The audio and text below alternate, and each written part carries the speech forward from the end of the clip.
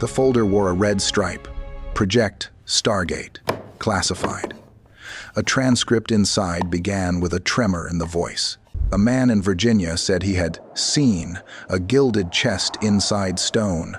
Light pooled around a box no one was allowed to touch. He had never left the building. Across from him, a handler took measured notes, angles, textures, air pressure, no names, no coordinates. The sketch showed a narrow stair, an arch, and a rectangular mass set apart, as if the room itself kept distance. In the corner, not to be touched. This was the era of grill flame, 1978, evolving into Sunstreak, C 1984. The U.S. government's trial of remote viewing, alongside conventional collection. The vocabulary was clinical, anomalous cognition, operational utility. The budget lines were small, the stakes were not. When the session ended, the handler filed his notes with unease. If invention, it was unnervingly specific. If not, what had the man entered? The question would persist in margins and hallways, long after the files were stamped inactive. Rumor did the rest. Someone said the Ark had been glimpsed not by eyes, but by mind alone. Some laughed. Others crossed themselves. One senior officer simply warned, "Do not look again." The warning was old before it was spoken. In another century, a man reached to steady the Ark and fell where he stood too near to power, too quick to grasp what must not be handled. Here, the paradox formed our hook, a pursuit built to reveal, delivering a command to refrain. Machines promised access, the mind returned a boundary. Between secrecy and reverence, the story chose caution first.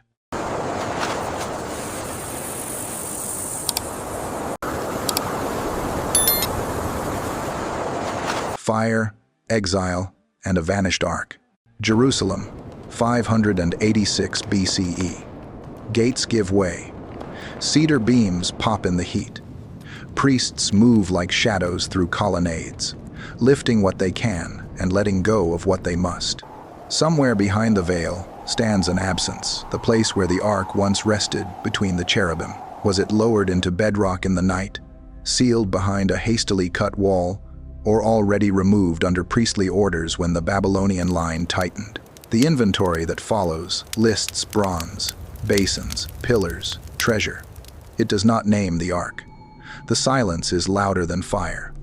Exile makes memory into map. Some keep a story of tunnels and keys, of a chamber cut beneath the sanctum and closed to breath or light. Others say it went east with captives and vanished across rivers and years. A bolder whisper claims it was dismantled, its gold reworked, the wood left to disappear like an erased name. Later, scholars read the ground for answers. Destruction layers, ash lines, shattered vessels, scorched flooring, evidence of a violent end and hurried decisions. Nothing in that record proves a rescue, yet nothing disproves a concealment made in time. The written sources grow sparse exactly where certainty is most desired. In the centuries that follow, the absence hardens into presence. Liturgies adjust around an empty center. Commentaries recall hidden vaults beneath the Holy of Holies, and priests charged to protect what must not be mishandled. Pilgrims stand on stone that once trembled, sensing a boundary they cannot name. The temple is gone. The story remains. If the Ark survived, it survives by refusing to be counted. If it was lost, its loss continues to govern the faithful like a law. And so the riddle that began in smoke becomes a discipline. To remember without seeing.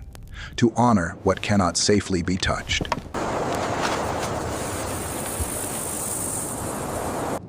Washington's quiet curiosity. The Cold War trained nations to see threat in every shadow. Rockets traced the sky, submarines mapped the deep, and intelligence officers began to wonder, could the mind itself become an instrument of reconnaissance? By the late 1970s, quiet funding flowed toward experiments in anomalous cognition, the new term for what older ages had called vision. In a small, windowless building outside Washington, Volunteers sat blindfolded before sealed envelopes. No coordinates, no photographs. They spoke in fragments, shapes, textures, densities. Technicians recorded every syllable, feeding it into data tables like weather logs. Some drawings looked like static. Others mirrored topographies no one expected. When cross-checked against reconnaissance photos, a few fit with unsettling precision. Langley's interest deepened. Could consciousness penetrate boundaries, walls, vaults, even time? Among the targets proposed was a religious artifact of high cultural charge. The memo did not name the ark, but the language was unmistakable. Metallic object, sacred, guarded, possible energy phenomena. The scientists avoided theology. Their reports spoke only of operational viability, error variance, and subject stress. Yet behind those clinical terms lay an older impulse, the same one that built temples and whispered prayers into stone. When the data sessions ended, the analysts locked the sketches in red folders and avoided eye contact. One veteran later admitted that success frightened him more than failure. "If the mind can enter where our ethics forbid," he said, "then knowledge becomes intrusion." That sentence never reached the final report. It survived as a margin note in fading pencil, half confession, half warning. Washington had meant to test imagination. What it discovered was boundary. That even the invisible can resist observation, and that some doors close not by policy, but by design.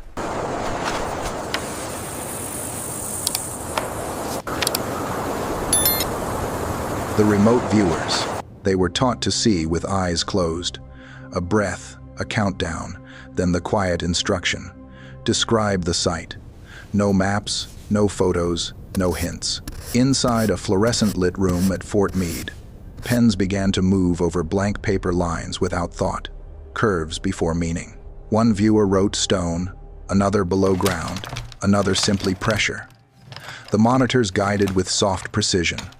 Describe, don't name. Feel, don't explain. Across weeks, a pattern formed.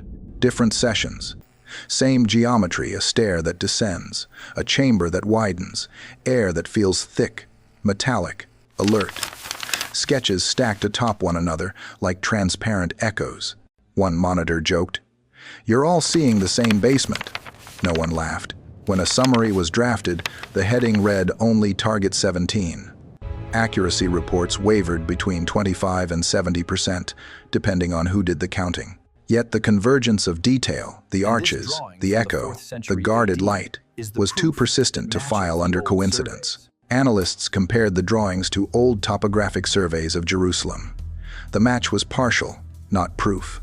Still, the correspondence haunted the margins of their charts. One viewer later confessed that during the session, he had felt watched back. He described a pulse behind his ribs, like standing too near a transformer. His words were crossed out in the official transcript, but survived in a carbon copy later leaked online. As the project matured, so did its unease. The data remained ambiguous. The discomfort, not. "Every time we go near the sacred," a psychologist warned, "our instruments become believers."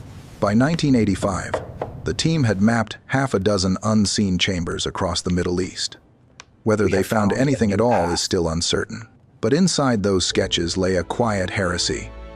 The notion that knowledge itself might trespass, and that the human mind, however trained, is still bound by reverence it cannot name.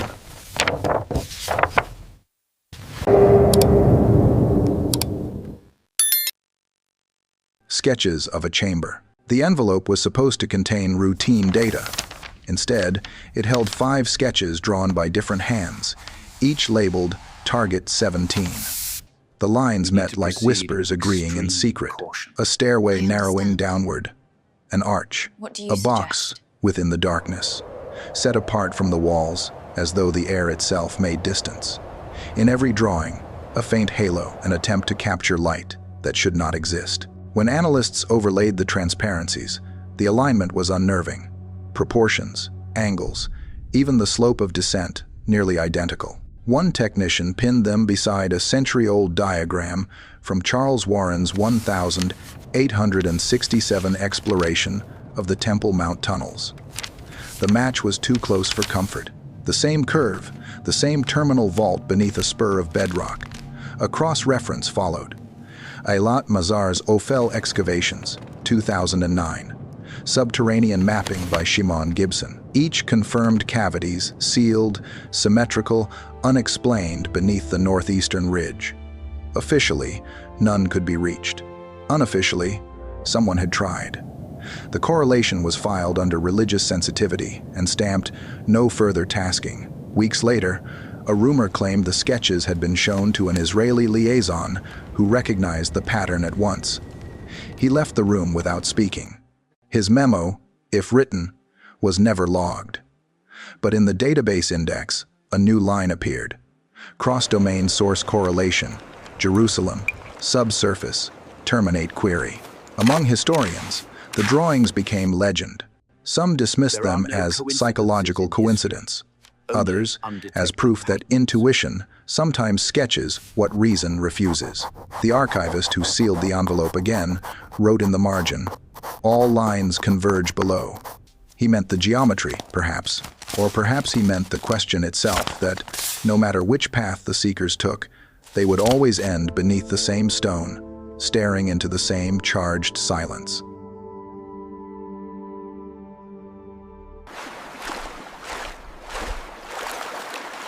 Ethiopia's untouchable relic. South of the Red Sea, the air changes.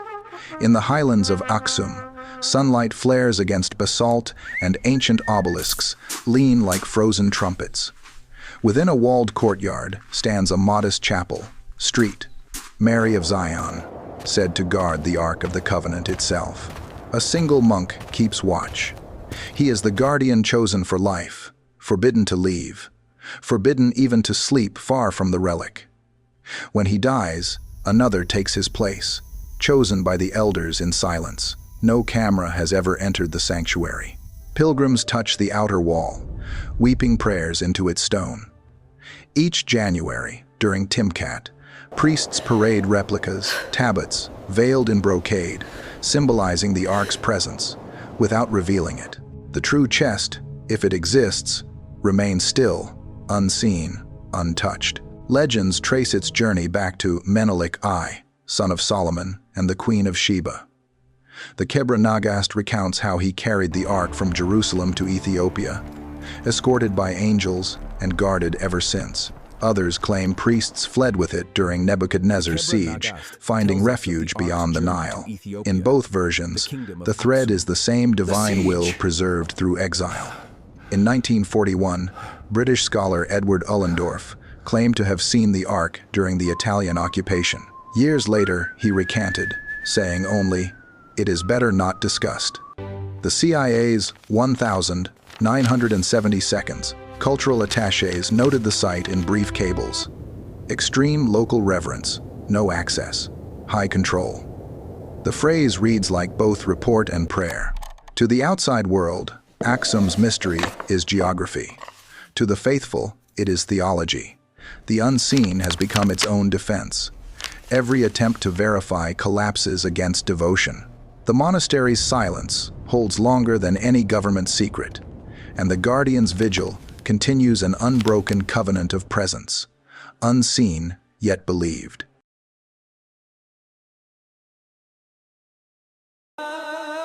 Beneath the Temple Mount, Jerusalem again, stone upon stone, prayer upon echo. Above, hands press folded paper into the western wall, tears salt the limestone, and the murmur of devotion fills the air. Beneath, the city holds its breath. To dig here is to disturb more than earth. It is to rearrange memory itself. The Temple Mount sits atop a honeycomb of chambers, tunnels, and sealed corridors. In the 1,860 seconds, explorer Charles Warren lowered himself into narrow shafts, sketching the underworld by lantern. His notes mention hewn passages leading to unknown ends. Later surveys with ground-penetrating radar confirmed voids, cavities, and stairways that start and stop without reason, like blueprints, drawn for a purpose long forgotten. Modern excavation halts at a line invisible but absolute. The Waqf forbids further descent. The Israel Antiquities Authority calls it a safety risk. UNESCO calls it heritage beyond jurisdiction.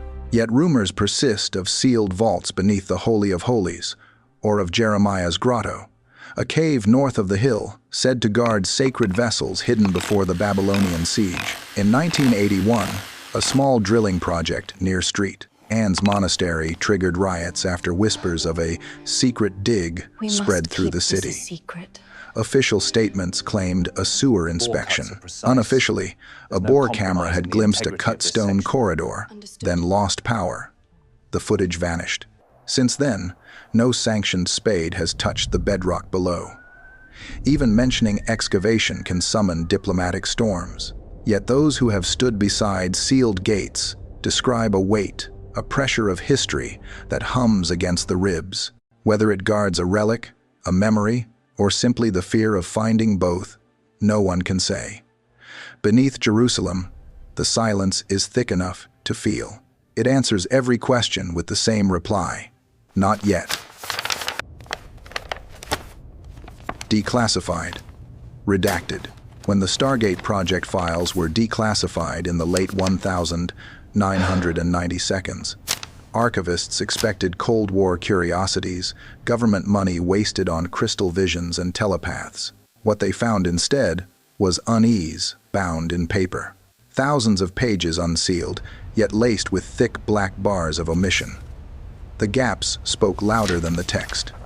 CIA Reading Room. Declassified. 1,995. 1,999. Among the fragments, one report stood apart. Sun, streak, 1,984, target 17. The surviving phrases were sparse but electric: sacred containment, metallic composition, energy field, stone enclosure. Coordinates blacked out, names blacked out. The accompanying sketches showed only converging angles and contour lines drawn in trembling pencil. One margin carried a strange note: presence is aware. Scholars argued for decades about what it meant. Some said it referred to a nuclear site.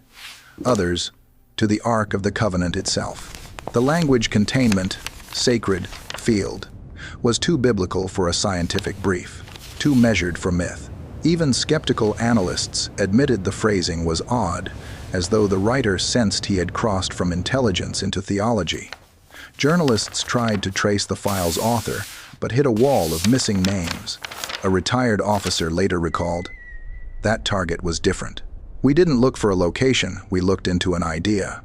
His quote appeared once, in a 2003 magazine article, and was never repeated. The file now sits open to the public rows of digital pages on government servers, sentences devoured by censorship. Yet even in its silence, it performs what it describes: containment. Every redaction is a wall, every missing line, a vault. The classified has become a mirror of the Ark itself, revealed only by the boundaries it enforces. And in those empty spaces, belief hums quietly, as if secrecy itself were the last surviving proof of what might still lie beneath the stone.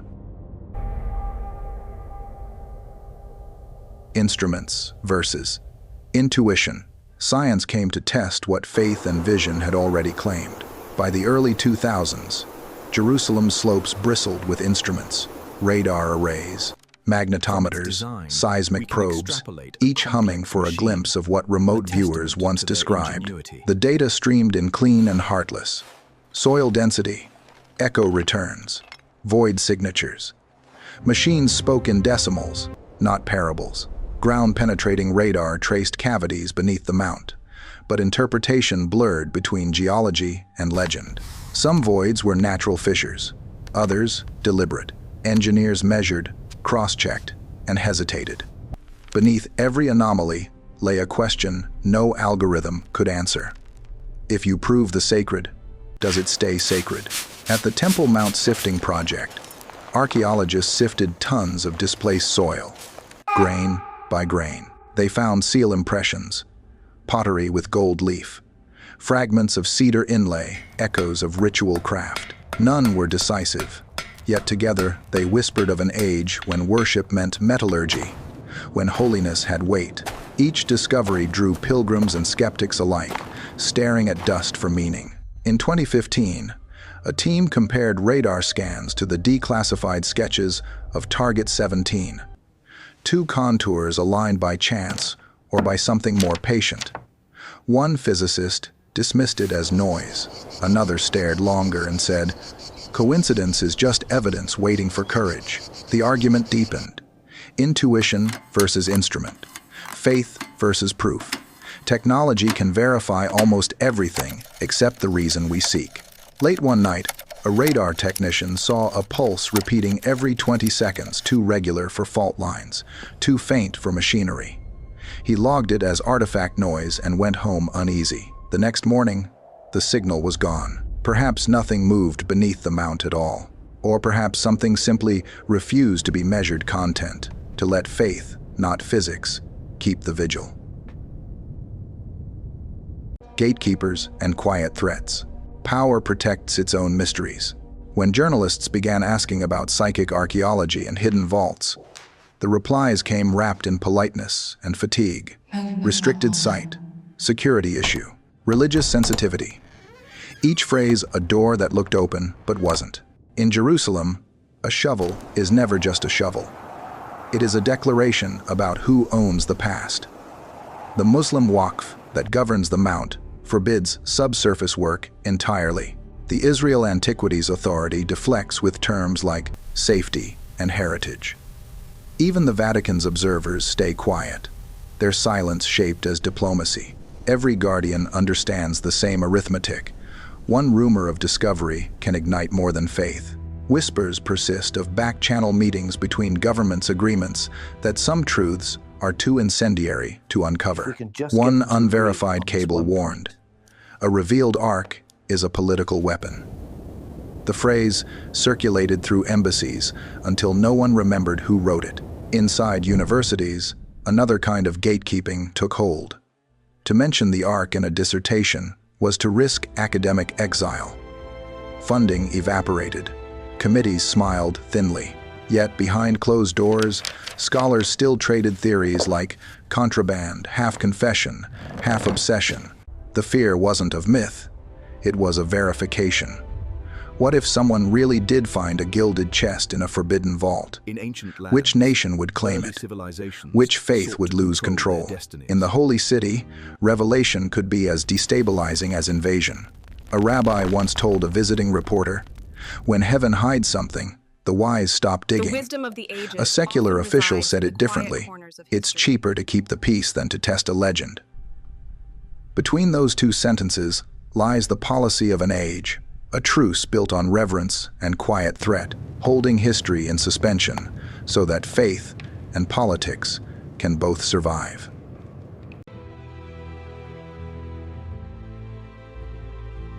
The descent that stopped. It began as an engineering project on paper. A consortium registered under neutral names proposed subsurface stability studies near Jerusalem's Old City. The paperwork was flawless, the timing convenient, the funding untraceable. But the plan's core was older than any permit. A rumor about a shaft beneath St. Anne's Monastery, sealed since Ottoman times.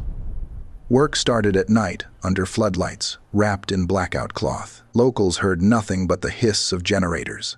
The first meters revealed rubble, then shaped stone, then air. Sensors mapped an open space beyond a triangle of void under 40 feet of bedrock. A camera probe slipped through a crack. The image showed dust, carved walls, then something smooth catching light like wet gold. The feed froze. Within 2 days, the site was closed. Police cited safety violations. The Waqf and the Antiquities Authority issued identical denials. Workers were detained, released, and instructed to forget. The official report mentioned only equipment malfunction. Unofficially, One technician spoke of a vibration through the scaffold, like a breath exhaling from the rock. Weeks later, 2 frames surfaced in a leaked memo. Still images showing a faint glow within a narrow chamber. Analysts dismissed them as lens flare. But those present refused interviews. One engineer left the field entirely. Another mailed his tools to a monastery. No note enclosed. The shaft collapsed soon after, flooded by a burst water main. Some called it coincidence, others intervention. Today, the coordinates remain in no archive, remembered only in rumor among field crews who warn each other to avoid that grid square. Jerusalem's soil does not forget. Beneath its stones lies a memory too heavy for record, and a silence that closes each descent before the bottom is reached. What we dare not open. Every search ended where it began, in silence. Files reopened and sealed again. Expeditions halted mid-descent, coordinates erased by consensus. The Ark of the Covenant remained what it had always been, a paradox between revelation and restraint, a mirror reflecting the hunger that seeks it. For intelligence officers, it was an experiment in perception. For archaeologists, a riddle of material loss. For believers, proof that holiness defends itself. Each group circled the same question. Does discovery serve faith or undo it? The closer one approached, the less one could touch. Knowledge became trespass. Curiosity, a kind of prayer. Some scholars argue the Ark survives because humanity needs an untouchable symbol, a reminder that not everything can be digitized or unearthed. Others believe it perished long ago and endures only as architecture in the mind. Either way, its power lies in absence. Even rumor can radiate authority. In Aksum, the guardian monk still keeps vigil through the night, face lit by a single lamp. In Jerusalem, radar arrays sleep above the voids they dare not name.